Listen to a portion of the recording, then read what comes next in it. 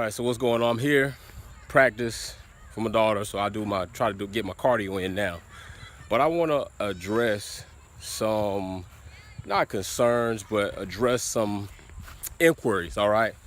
So listen, there are a lot of gimmicks, and even in me saying that word, when you hear gimmicks, you should automatically think either it's not going to work how it's commercialized to, or it's not going to work the way that you want it to work when you get it. Okay, so we're going to talk about gimmicks, and gimmicks in fat loss are abundant. People spend a ton of money to feel like they are getting an advantage to lose fat, get abs. It is a huge market. It is a huge scam culture out there that are just sucking people in and misguiding them. So I'm going to give you some truths, okay? Things like sweet sweat, and I have a video already on the channel addressing some of that, but we're going to talk about it again as I am kind of playing with some ideas about how you can utilize them. And trust me, they're not going to be in the way that you probably wanted them to be, but they still probably will be in a way that it will be effective on a very small scale. And let me be honest when I say that. But let's get to this. There's a misconception, a big one, that people seem to think the more you sweat, the more fat you're going to lose. Okay, so medically, where has it really ever been attributed or defined that fat loss and sweat go together? Okay, it's not. Those are two different type of systems, and I'm a car guy, so we're going to do this. Sweat is like lubrication and cooling. All right, sweat's primary job is to cool the body down, to keep you from overheating. The more water you drink, the more water it has access to in order to keep you from overheating. The less water you drink, the more likely you are to go into a damn heat stroke, okay? Fat is going to be more along the lines of concept of gas or nitrous, okay? It's going to be a source that can be utilized for energy, all right? So let me go ahead and sit down on this bench and talk to you guys. There's a lot of bird poop. Let me find a sec. There's a section right there. No bird poop. All right, I want to find no bird poop. Okay, so listen, energy. So basically this, I don't care how much you sweat, and I've done this, and I've been testing this for almost a week. This Sunday will be coming up a week.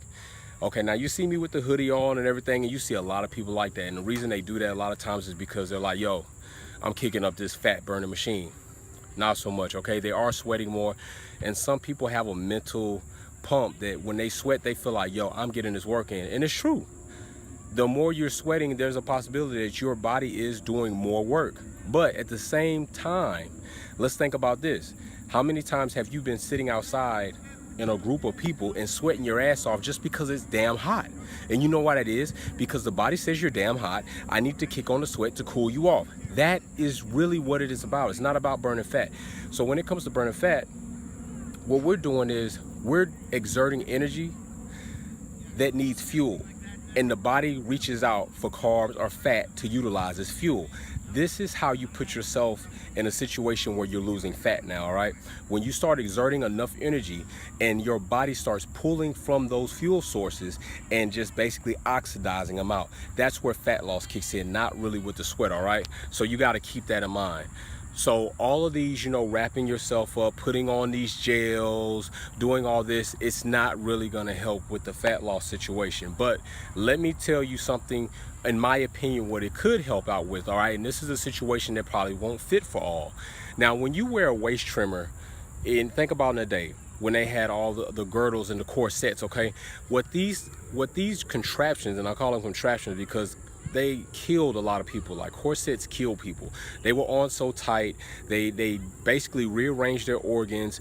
They put stress on their bodies physically, okay? So this is a true situation. It's documented, it's recorded. That is what you can use it for. Basically, you are physically trying to alter your shape, okay? It has nothing to do with fat loss.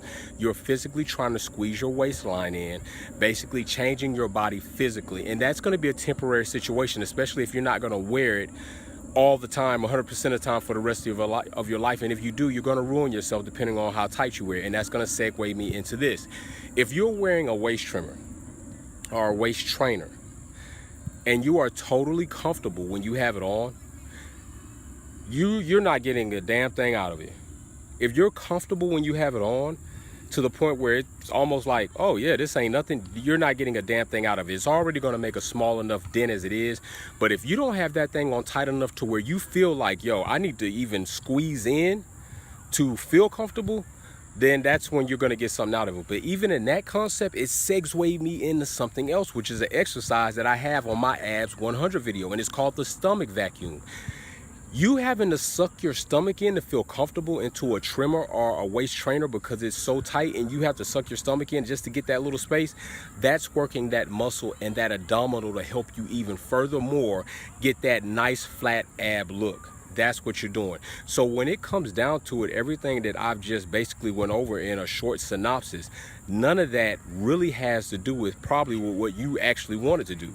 The waist trimmer is not going to help you lose fat. Sweating an abundant amount is not going to help you lose fat. It's just going to help you get dehydrated. When you step on a scale after you've done a ton load of cardio and you sweated a lot, and then you feel like your weights went down, well, yeah, your weight did go down, but it didn't go down in fat. It went down in water volume. So then now you have to rehydrate. So then in essence, you have just replaced the water or liquid you have just lost. So therefore, you will regain that weight.